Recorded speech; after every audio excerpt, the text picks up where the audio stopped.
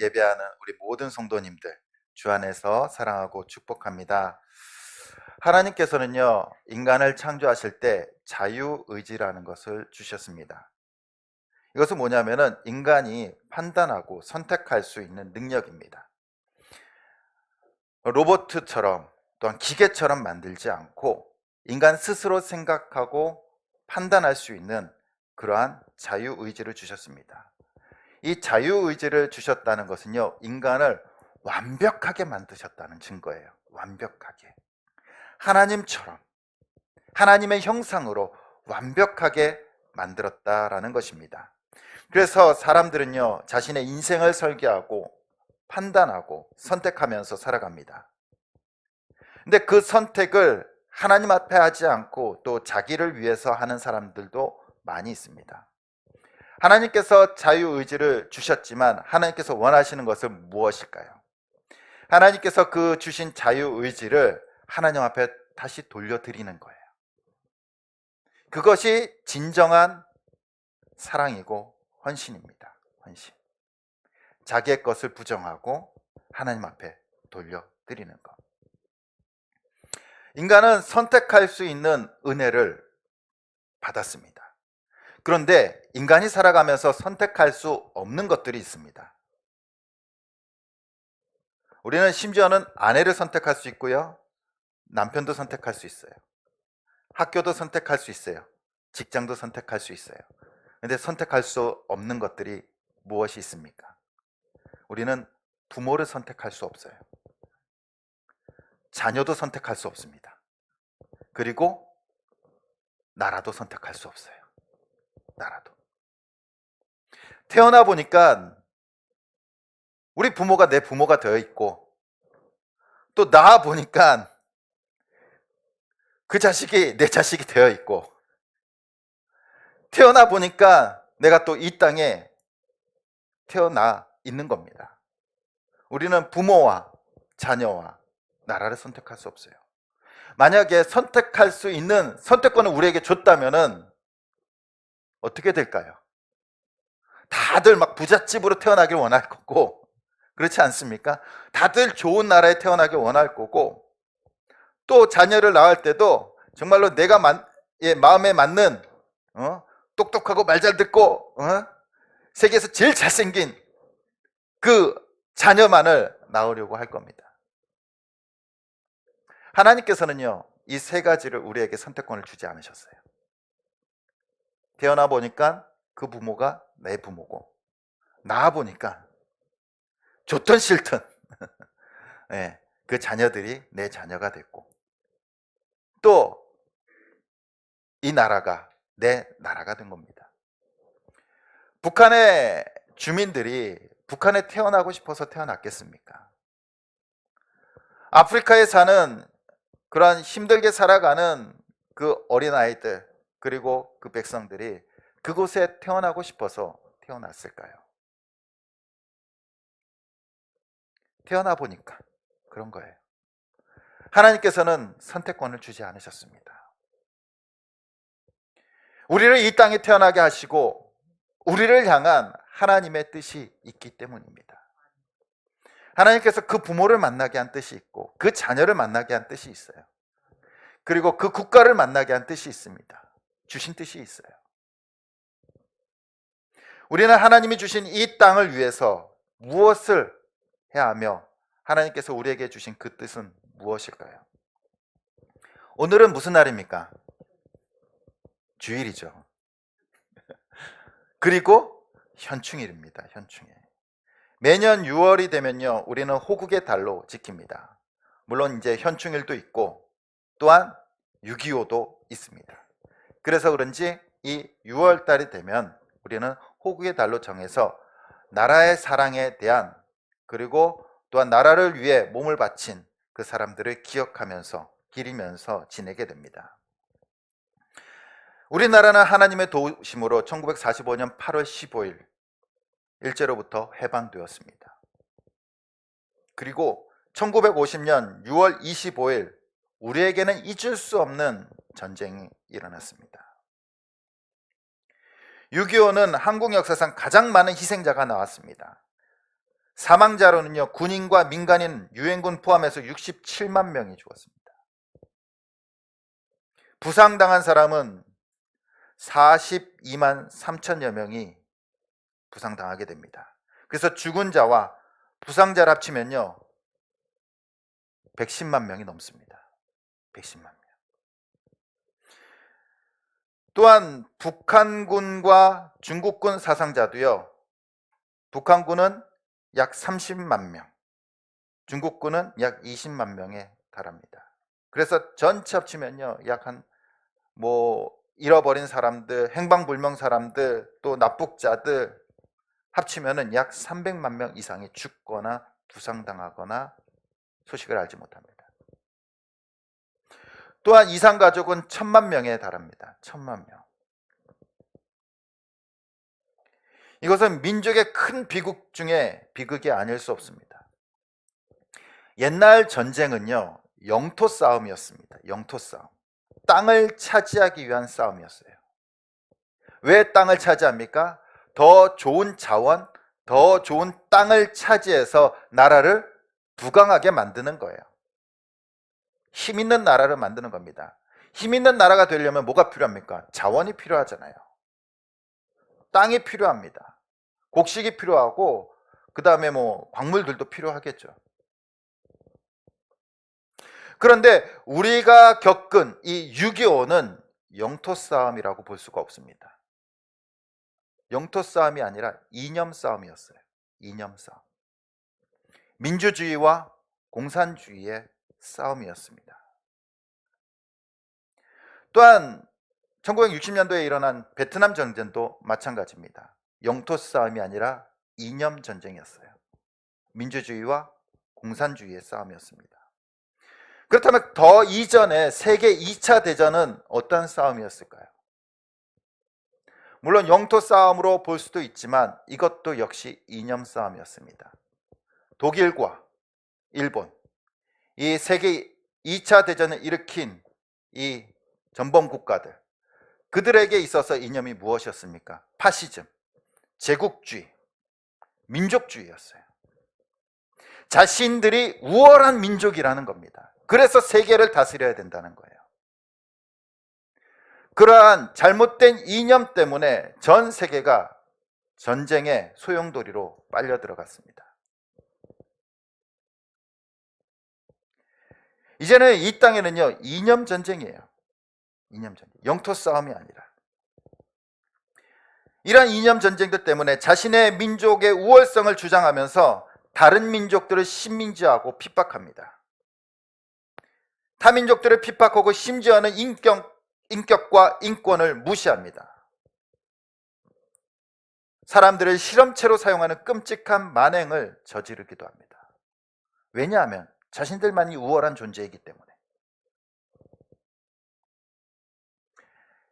이 땅에는 이렇게 전쟁이 끊이지 않았습니다. 아무리 우리의 이념이 뛰어나고 우리의 사상이 최고라고 할지라도 이 땅에는 완벽한 공정과 정의는 없다라는 겁니다. 왜 그렇습니까? 인간 자체가 악하기 때문에 이 땅에는 공의와 정의를 인간이 세울 수가 없다라는 사실입니다. 오히려 사람들이 세우는 이 이념과 사상들은요, 그걸로 인해서 분열을 일으키고 싸움을 일으키게 돼 있어요. 오늘날에도 우리나라는 어떻습니까? 전쟁을 치르지 않지만 보이지 않는 이념 싸움을 계속해서 해가고 있습니다. 그런데 오늘 말씀에 보면요, 사도 바울은 이러한 권세자들에게 뭐하라고 명령합니까? 복종하라라고 명령하고 있습니다. 우리 1절 말씀 같이 한번 다시 읽어보도록 하겠습니다. 시작. 각 사람은 위에 있는 권세들에게 복종하라. 권세는 하나님으로부터 나지 않음이 없나니 모든 권세는 다 하나님께서 정하신 바라. 아멘. 어떻게 하라고 있습니까? 권세자들에게 복종하라라고 말하고 있습니다. 복종. 그리고 그 권세는 하나님으로부터 나지 않은 것이 없다. 모든 것이 다 어디로부터 왔다라고 말씀하고 있습니까? 하나님으로부터 왔다라고 말하고 있어요. 하나님으로부터. 바울이 로마서를 기록할 당시 초대교회 성도들은 이 로마로부터 핍박을 당하고 있었어요. 핍박을. 인권도 없었고요. 인격도 인정받지 못했습니다. 어떻게 보면 우리나라보다 더 힘든 상황이에요. 빈부의 격차도 컸고요. 강력한 왕권이 지배하던 때입니다. 강력한 왕권이 뭡니까? 오늘날로 얘기하면 독재잖아요. 다른 말로 하면 독재예요, 독재. 왕의 독재. 심지어는 죄 없는 초대교회 성도들이 핍박당하고 순교당하던 때입니다. 그런데 사도 바울은요, 오늘 말씀에 권세자들에게 복종하라라고 명령합니다. 복종하라. 사도 바울뿐만이 아닙니다. 베드로 사도도요, 이렇게 말하고 있습니다. 베드로전서 2장 17절 하반절에 우리 같이 읽어보도록 하겠습니다. 시작. 하나님을 두려워하며 왕을 존대하라. 로마 권력자들은 자기 마음대로 행동하면서 강력한 왕권을 가지고 지배했습니다. 크리스찬들은 성도들을 핍박했어요. 오히려 자신의 왕권을 강화하기 위해서 자기 자신을 신격화하고 숭배하도록 했어요. 숭배하도록. 그런데 사도 바울과 베드로는 뭐라고 말합니까? 그 권세를 하나님께서 주셨다라고 말하고 있어요. 그리고 복종하래요. 복종하래요. 그렇다면 하나님께서 그들에게 권세를 주신 이유가 뭘까요? 권세를 주신 이유. 당연히 국민들을, 백성들을 선하게 다스리도록 그들에게 권세를 주신 거예요. 하나님께서는. 그런데 그들이 권세를 잡고 권세자가 되고 나서 어떻게 됩니까? 자기 자신을 위해서 그 권세와 권력을 이용하는 거예요. 그럼 누가 나쁜 놈입니까? 하나님께서 권세자들에게 권세를 줄 때는 사람들을 선하고 정의롭게 다스리라고 주신 거예요. 근데 인간이 악하기 때문에 그 권력의 맛이 들어서 자기 멋대로 그 권력을 휘두르게 된다는 겁니다. 하나님께서는 이스라엘 왕 중에 다윗 왕을 선택하셨습니다. 우리가 잘 알고 있죠. 그런데 다윗 왕뿐만 아니라 사울 왕도 하나님께서 선택하셨다라는 겁니다. 그렇죠. 근데 사울 왕뿐만 아니라 유다를 멸망시킨 바벨론의 느부갓네살 왕 또한도 하나님께서 세우셨어요. 유다를 심판하기 위해서. 그를 이용하셨어요. 뿐만 아니라 유다를 회복시킨 고레스 왕 또한도 하나님께서 세우셨습니다. 선지자들을 통해서 미리 다 예언하고 있었어요.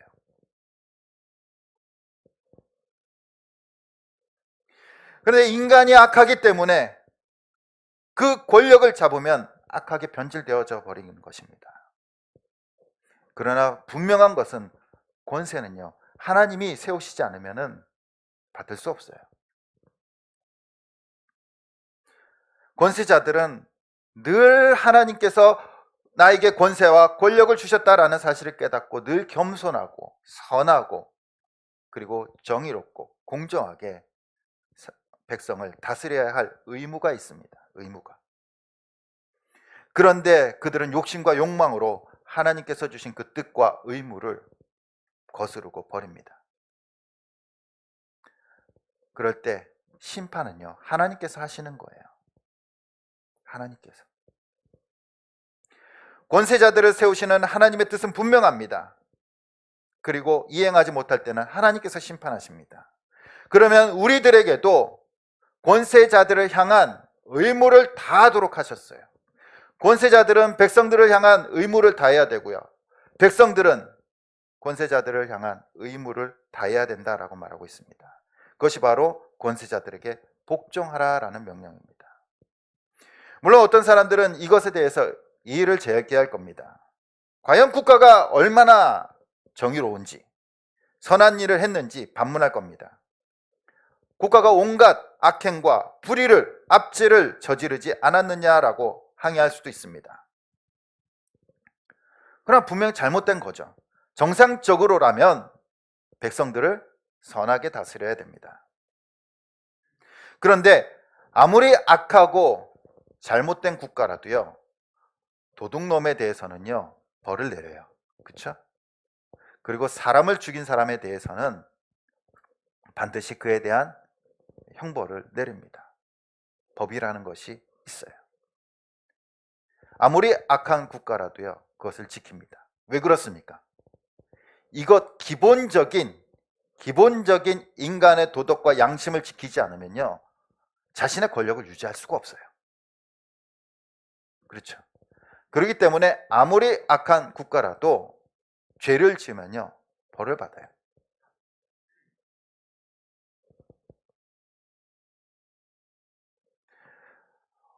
그 가운데 우리는 어느 곳에 있든지 국가가, 권세자들이 어떻든 간에 우리는 악을 버리고 늘 권세자들에게 복종하고 순종하면서 살아가야 된다라는 겁니다.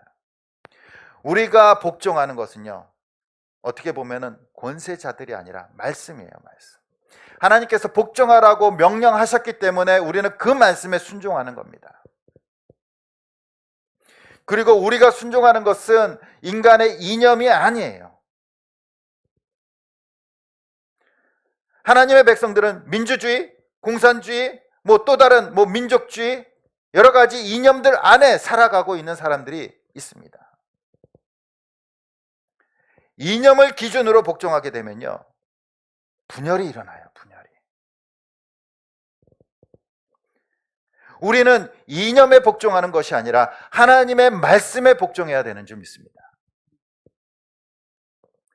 우리는 사회적 정의와 공의를 주장하는 것이 아니라 하나님의 말씀을 통한 하나님의 정의와 공의를 기억하면서 순종해야 될 줄 믿습니다. 크리스찬들은 세상의 이념과 인간이 만든 이념을 뛰어넘어야 돼요.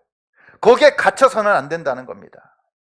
어떤 이념이 좋네, 어떤 사상이 좋네, 거기에 매달리는 것이 아니라 우리는 하나님의 말씀, 그것을 뛰어넘어서 온 인류와 온 백성을 사랑하시는 그 하나님의 정의와 공의와 말씀을 따라가면서 순종해야 될 줄 믿습니다. 우린 인간의 생각에 갇혀서는 안 돼요. 인간의 사상에 갇혀서는 안 됩니다. 우리가 바라봐야 될 것은 우리가 그 하나님의 말씀에 순종함으로써 하나님의 정의와 공의가 이 땅 가운데 임하기를 바라봐야 되는 거예요. 하나님의 나라가 이 땅 가운데 실현되는 것을 바라보면서 말씀으로 순종하면서 세상의 이념과 사상을 뛰어넘어서 살아가야 되는 줄 믿습니다. 믿음의 사람들은요, 권세자들에게 복종했어요. 자신을 핍박하는 자에게 복종했어요. 그러나 하나님의 말씀에 전적으로 순종합니다. 다윗은요, 사울에게 대항하지 않습니다. 투쟁하지 않습니다. 사울에게 칼을 들이지 않아요. 자신을 죽이려고 했지만 그 권세를 하나님께서 주셨기 때문에 끝까지 그 권세를 인정하고 도망 다니잖아요. 예수님께서도요, 로마의 권세에 복종하셨어요. 예수님께서 무슨 죄가 있으셨습니까? 그럼에도 불구하고 싸우지 않으셨어요. 투쟁하지 않으셨습니다.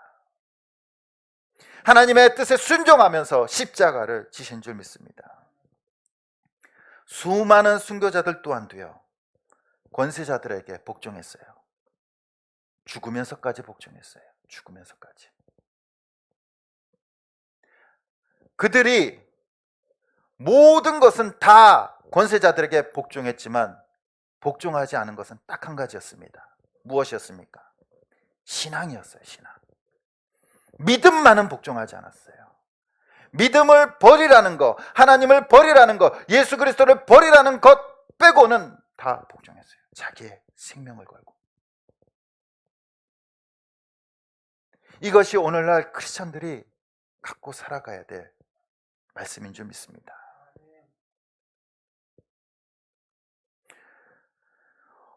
오늘날 그렇다면 우리는 어떻게 살아가야 됩니까? 이 땅 가운데. 우리 6절에서 7절 바울 사도가 이렇게 말하고 있습니다. 우리 같이 한번 읽어보도록 하겠습니다. 시작.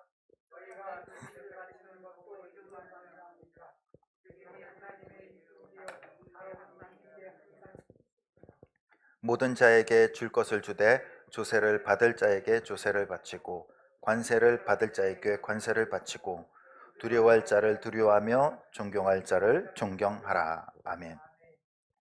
사도 바울은 복종하라고 하면서 뭘 하라고 명령합니까? 세금을 내래요. 세금을. 정당하게 세금을 낼 거 있으면 다 내라는 겁니다. 내라는 거예요. 세금은 어떻게 쓰이나요? 뭐 우리나라의 세금을 내면요, 뭐 나라를 운영하고 또 뭐 국회의원들 또 연봉도 주고 또 기관 공무원들 월급도 주고 그 다음에 복지도 쓰이고 국방에 쓰이고 여러 가지 쓰입니다. 어떻게 보면 세금을 통해서 국가를 운영하게 됩니다. 당시도 마찬가지죠. 세금을 통해서 국가를 운영하는 것이 당연한 겁니다. 근데 그 세금이 당시에는 어디 쓸지 압니까? 대부분 어디로 갔을까요? 어디로 갔을까요? 좀 모르겠지만 대부분 짐작해서 알 수 있을 거예요.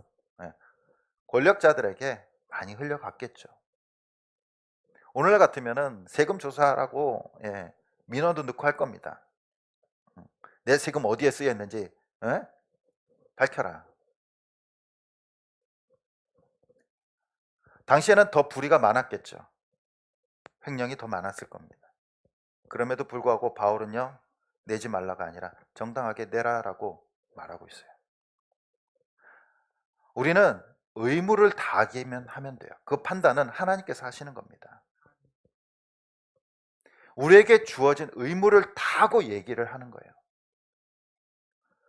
우리가 하나님께서 주신 의무를 다 할 때, 국가에 대한 의무를 다 할 때 하나님께서 심판하실 자는 심판하시고 복 주실 자는 복 주시는 줄 믿습니다.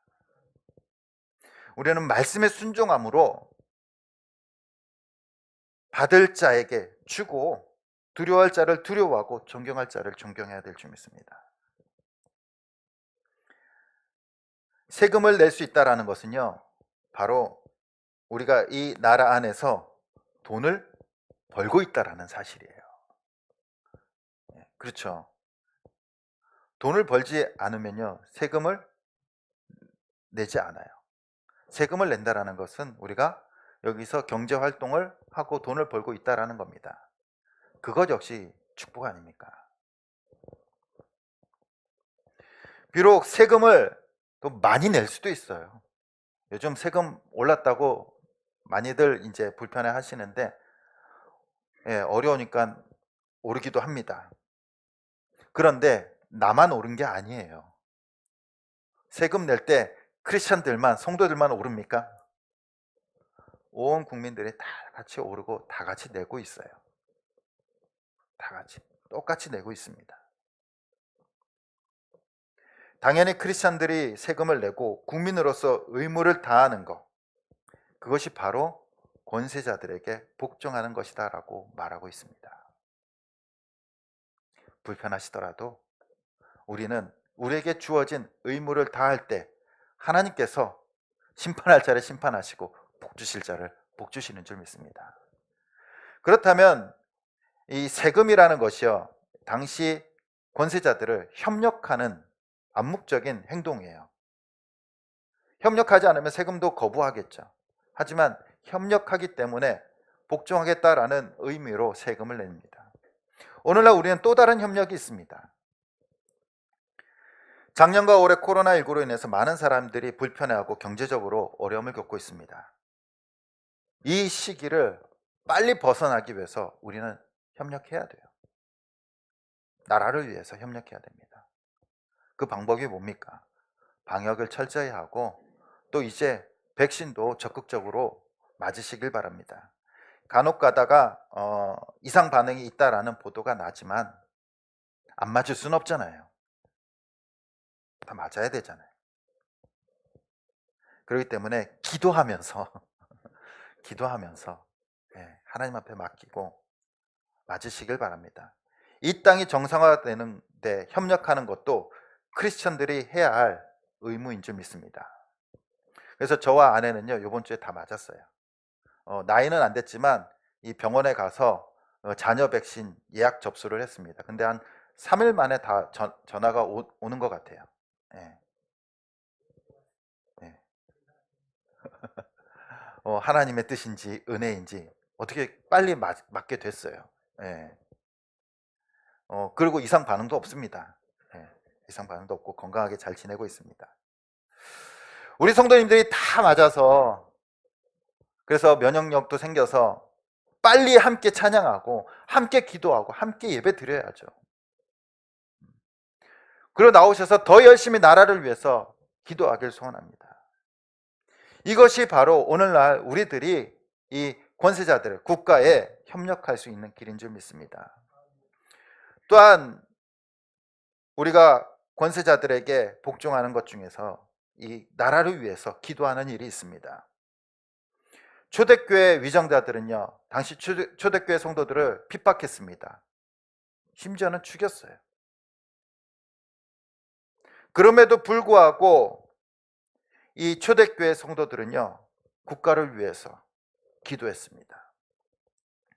터툴리안이라는 초대교회 교부가 있습니다. 이 교리를 완성시키고 또한 그 교리를 세워가는 사람입니다. 터툴리안, 이 라틴 신학의 아버지. 그래서 삼위일체 교리를 이제 형성시킨 사람 중에 한 명입니다. 근데 그는 이제 로마 황제를 위해서 이렇게 기도했습니다. 그리스도교가 황제를 위하여 그의 장수와 안정된 통치와 안정된 가정과 충신한 신하와 의로운 백성과 평화로운 세계를 위하여 기도했다라고 고백하고 있어요. 핍박 중에서 누구를 위해서 기도합니까? 황제, 장수와 건강과 안녕과 평안을 위해서. 또한 심지어는 순교자 저스틴이라는 교부도 있습니다. 순교자 저스틴 뭐 했다는 겁니까? 순교했어요. 순교. 신앙을 지키다가 죽은 사람이에요. 그런데 그는 이렇게 말합니다. 우리들은 오직 여호와 하나님께만 예배하고 있는데 그 외의 모든 것은 무엇이든지 당신에게, 황제에게 봉사하겠소. 임금들과 지배자들을 승인하고 인정하겠다는 거죠. 그들의 왕의 권력과 더불어 순수한 예지를 갖고 있는 자라는 것이 실증되도록 기도하리라 라고 고백하고 있습니다. 그는 순교당했어요. 죽었어요. 그럼에도 불구하고 예배 드리는 것, 신앙 외에는 모든 것을 당신을 위해서, 황제를 위해서 봉사하겠다라고 고백하고 있어요. 인정하겠다는 겁니다. 임금들과 지배자들을. 그러면서 순교했어요. 또한 로마의 클레멘트라는 사람도 있습니다. 이 사람도 역시 순교를 했어요. 고린도 교회 편지 가운데 그는 권세자들을 위한 그 기도문을 담고 있습니다. 클레멘트는 주 90년도경에 활동했던 교부인데요. 그때가 가장 극심한 핍박이 있었던 때입니다. 도미티우스 황제가 지배했던 때인데 수많은 순교자들이 일어났을 때예요. 하지만 그는 이렇게 기도합니다. 주님이시여, 당신께서는 우리들의 지배자나 위정자들에게 통치권을 주셨습니다. 당신께서 저들에게 주신 통치권이기 때문에 저들을 따르겠습니다. 그것은 바로 당신의 뜻을 따르는 것이기 때문입니다. 그러하오니 주님이시여 건강함과 평안함과 조화 그리고 안정을 그들에게 내려 주소서.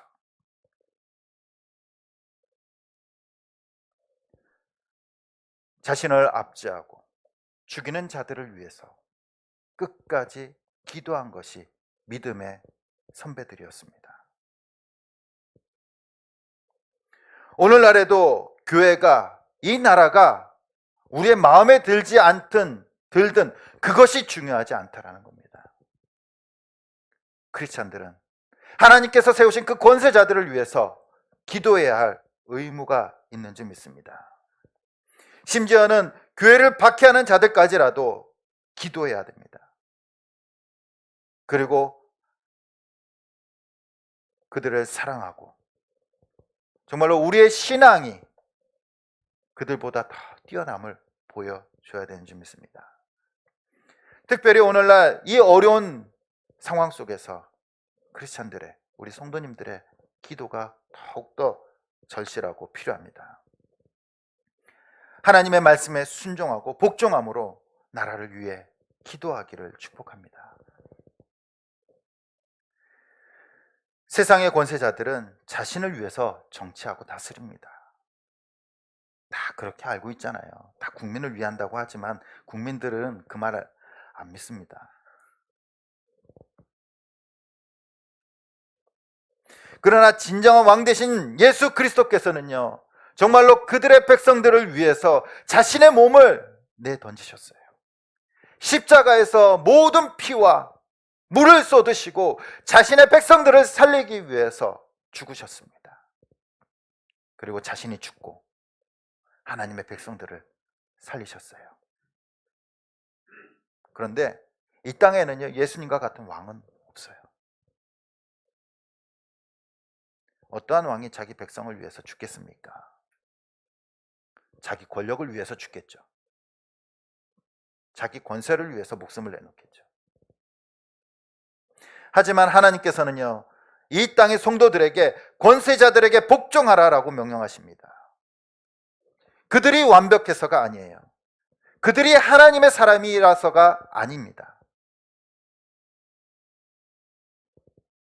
나라의 질서를 위해서, 그리고 많은 사람의 유익을 위해서 복종하라라고 말씀하고 있습니다. 오늘은 현충일입니다. 이제 많은 사람들이 이제 현충원에 가서 또 애도도 하고 또 묵념도 하겠죠. 기리겠죠. 그런데 이 현충원에 가면은 애국자들만 묻혀 있죠. 그렇죠? 나라에 큰 일을 한 사람들. 그런데 이 현충원에 이제 계신 분들, 그분들이 우리나라가 완벽해서, 우리나라 정치가 너무나 좋아서, 우리나라 위정자들이 너무나 잘해서 그들의 목숨을 내놓았습니까? 독립운동가들이, 이 땅의 위정자들이 너무나 잘해서 자신의 목숨을 걸고 독립운동을 한 것입니까? 6.25 때 우리나라가 너무나 좋아서 이 좋은 나라를 지키기 위해서 생명을 걸고 싸웠습니까? 아니에요. 그렇지 않습니다. 6.25 때는요, 이 나라가 너무나 가난했어요. 너무나 혼란스러웠습니다. 일제시대는 그 위정자들이 다 나라를 팔아먹고 어디로 갔는지 알 수가 없었어요. 자기 배만 두들기고 있었습니다. 그럼에도 불구하고 이 나라를 사랑하기 때문에, 하나님께서 주신 이 나라를 사랑하기 때문에 그들은 목숨을 걸고 싸웠어요.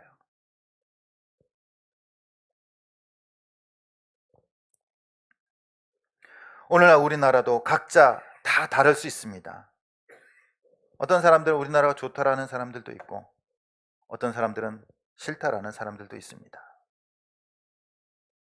그러나 우리는 우리의 개인적인 마음이 다 다를 수 있지만 나라를 위해서 해야 할 의무가 있습니다. 하나님께서는 권세자들에게 복종하라라고 명령하십니다.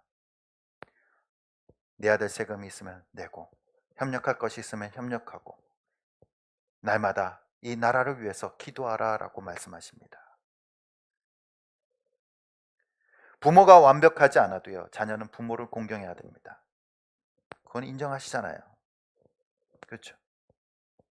세상에 완벽한 부모가 어디 있습니까? 그럼에도 불구하고 공경해야 됩니다. 국가 역시도 마찬가지입니다. 국가가 완벽하지 않아도 복종하며 국민으로서의 의무를 다해야 되는 줄 믿습니다. 우리는 우리에게 맡겨진 책임을 다해야 하고, 그 결과는 하나님 앞에 맡기는 겁니다. 말씀에 순종하는 자는 하나님께서 복을 주시고요. 또한 하나님께서 주신 그 권세를 마음대로 사용하는 자는 하나님께서 심판하신 겁니다. 그 심판은요, 그 판단은 우리가 하는 것이 아니라 하나님께 맡기는 겁니다. 우리가 해야 될 것은 하나님께서 우리에게 주신 말씀 그리고 의무를 다하는 것입니다. 세금도 내고 국가가 빨리 안정되도록 협력하고 끝까지 기도하길 소원합니다. 그래서 이 나라에서 우리 크리스찬들이요, 정말로 모범이 되길 소원합니다. 이념이 뛰어넘어서 하나님의 말씀에 순종함으로 우리의 삶 가운데 또 이 나라 가운데 하나님의 나라, 하나님의 정의와 공의가 살아있는 이 나라로 세워갈 수 있는 저와 여러분들이 되시길 간절히 주님의 이름으로 축원드립니다.